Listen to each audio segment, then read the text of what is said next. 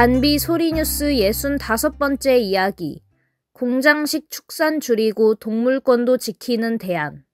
2023년 4월 17일 경북 경산시 대동 영남대 세포배양연구소.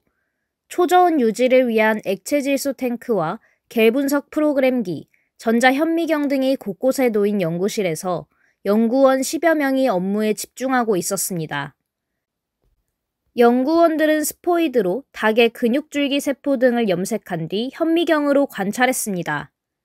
세포배양연구소장인 최인호 교수의 안내로 현미경을 들여다보니 보라색 국수다발 같은 근육줄기 세포들이 4-5초 만에 한 번씩 꿈틀대는 모습이 생생하게 보였습니다.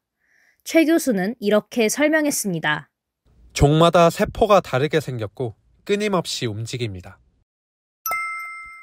현미경 속 근육줄기세포, 보라색으로 꿈틀. 주 연구실을 나와 철문 2개를 열고 다른 방으로 들어가니 냉장고에 들어선 듯 서늘했습니다. 성장 호르몬 등 세포 배양에 필수적인 배양액의 재료가 보관되는 공간이었습니다. 최 교수는 이렇게 말했습니다. 유기물의 특성상 최적의 온도와 습도를 유지해야 합니다. 그는 이렇게 덧붙였습니다. 이 재료들을 적절한 비율로 섞으면 배양액이 되고 이 배양액에 근육 줄기세포를 넣어 스캐폴드에서 배양하면 배양육이 됩니다. 배양육은 축산 농가에서 소, 돼지, 닭 등을 기르는 전통적 방식이 아닌 실험실에서 동물 세포를 배양해 만든 고기를 말합니다.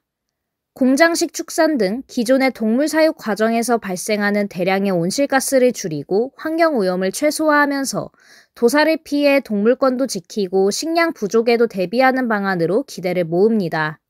콩고기 등으로 불리는 식물성 대체육과 달리 고기 본연의 맛을 살린다는 점에서 시장성이 높은 대안으로 꼽히기도 합니다. 기후위기가 본격화하면서 세계 배양육 시장 규모는 2025년 2억 1,400만 달러에서 2032년 5억 9,290만 달러로 연평균 15.7% 성장할 것이라고 한국농촌경제연구원은 전망했습니다. 국내에도 티센바이오팜, 시위드, 심플플래닛 등 스타트업 기업들이 기술 개발 및 상품화에 나서고 있습니다. 농촌경제연구원은 한국의 배양육 연구 수준이 최고기술 보유국인 미국의 60% 수준이며 기초연구기술 격차는 4년, 응용연구기술 격차는 5년 정도라고 평가했습니다. 영남대 세포배양연구소는 100% 식품용 원료로 구성된 신규 배양액 포뮬러 개발에 성공했습니다. 싱가포르, 미국, 이스라엘에서는 배양육이 상품으로 팔리고 있습니다. 2020년 12월부터 미국산인 굿미트가 소량 판매되고 있습니다. 싱가포르에서 팔리는 굿미트의 닭요리 한 접시는 23달러 정도입니다.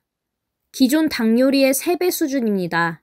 블룸버그 통신은 겉보기엔 치킨보다 고무에 가까웠지만 그 식감과 맛은 우리가 알고 있는 치킨과 같았다고 보도했습니다. 출시를 준비 중인 소고기, 돼지고기도 각각 도축된 고기와 비슷한 맛을 내는 것으로 알려졌습니다. 미국에서는 굿미트와 업사이드 푸드 등 2개 업체가 식품의약국의 안전성 평가를 통과하고 농무부의 최종 판매 승인을 받았습니다. 한편 한국의 배양육 시장도 빠르게 성장하고 있습니다. 엑셀세라퓨틱스, 스페이스F, 티센바이오팜, 다나그린 등이 다양한 배양육 고기를 개발하고 있습니다. 전통 축산보다 온실가스 배출 90%가량 적어. 티센바이오팜 등 국내 기업들은 친환경적 대안이라는 점에서 제품 개발에 의의를 부여하고 있습니다. 티센바이오팜 라연주 최고 전략 총괄이사는 단비뉴스 인터뷰에서 이렇게 말했습니다. 배양육은 생산 과정에서 배출되는 온실가스와 사용되는 토지의 비율이 기존 축산업 방식보다 각각 96%, 99% 낮아 환경에 주는 부담이 덜합니다. UN 식량농업기구에 따르면 전 세계 가축이 배출하는 온실가스는 연간 약 71억 이산화탄소톤으로 지구 전체 온실가스 배출량의 14.5%를 차지합니다. 실험실에서 생산하는 배양육이 도축육을 대체하면 그만큼 온실가스 배출량이 줄고 탄소 중립에 도움이 될 수 있다는 얘기입니다. 시위드 이희재 대표는 단비뉴스 인터뷰에서 이렇게 말했습니다. 전통축사는 특정 지역에서 생산된 고기를 전 세계로 유통해야 하고 그 과정에서도 탄소 배출이 일어납니다.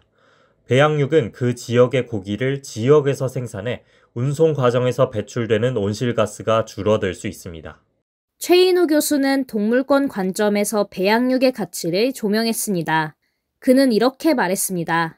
전에는 10kg의 고기를 먹으려면 10kg만큼의 동물을 죽여야 했지만 배양육 기술을 활용하면 그보다 적은 동물들에서 세포를 채취하면 됩니다. 이어 최 교수는 이렇게 설명했습니다.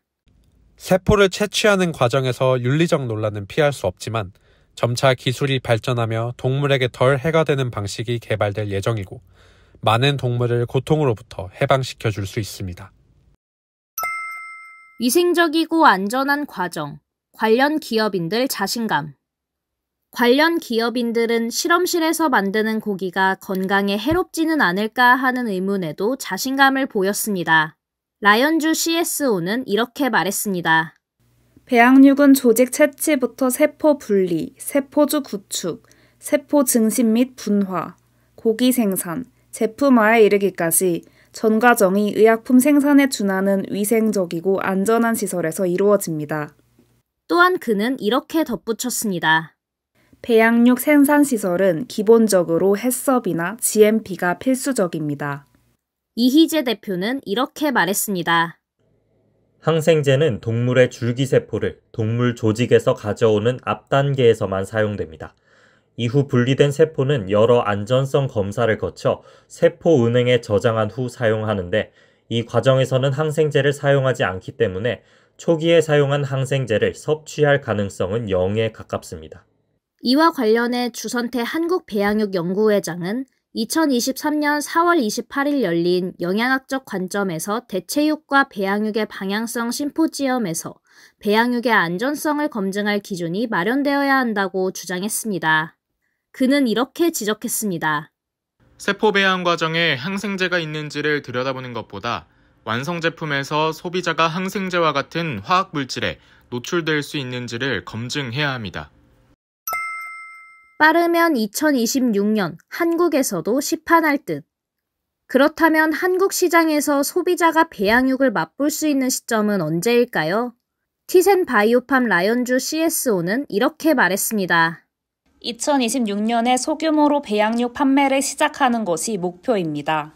그는 이렇게 덧붙였습니다. 2024년까지 원천기술 연구개발을 마치고 2025년에 파일럿 생산시설 구축과 식품 인허가, 완제품 개발을 진행하고 2026년에 레스토랑을 중심으로 배양육을 공급하겠습니다. 심플플래닛의 정일두 대표는 단비뉴스 인터뷰에서 이렇게 말했습니다. 기후위기와 친환경은 밀레니얼과 Z세대가 중요하게 생각하는 이슈이고 배양육이 기후위기의 대안이 될 수 있다는 사실은 다양한 연구 결과를 통해 밝혀지고 있기 때문에 검증된 기술력을 바탕으로 시장에 진입한다면 빠른 시간 내에 대중화될 수 있습니다. 시위드 이희재 대표는 이렇게 말했습니다. 생산량 증대에 유리한 해조류를 스캐폴드의 재료로 사용하고 있습니다. 저렴하고 쉽게 성장할 수 있는 해조류로 단가를 낮춰 배양육의 상용화에 노력하고 있습니다. 이 대표는 이렇게 덧붙였습니다. 충분한 경쟁력을 갖추기 위해 킬로그램당 10,000원 이하의 진짜 고기 같은 배양육을 선보이는 것이 목표입니다. 그러나 주선태 한국배양육연구회장과 최인우 교수는 상용화가 언제쯤이라고 딱 잘라 말할 수 없을 것 같다며 신중한 태도를 보였습니다. 한편 라이언주 CSO는 이런 구상을 밝혔습니다. 배양육이 진짜 고기로 인식되고 시장에서 우위를 점하기 위해서는 마블링이 살아있는 덩어리 육을 만들어야 합니다. 소비자가 직접 축종, 등급, 모양, 크기, 중량, 마블링 형태, 영양 등 다양한 요소를 선택할 수 있게 하고 개인의 기호나 건강 상황에 맞는 배양육을 섭취할 수 있게 할 계획입니다.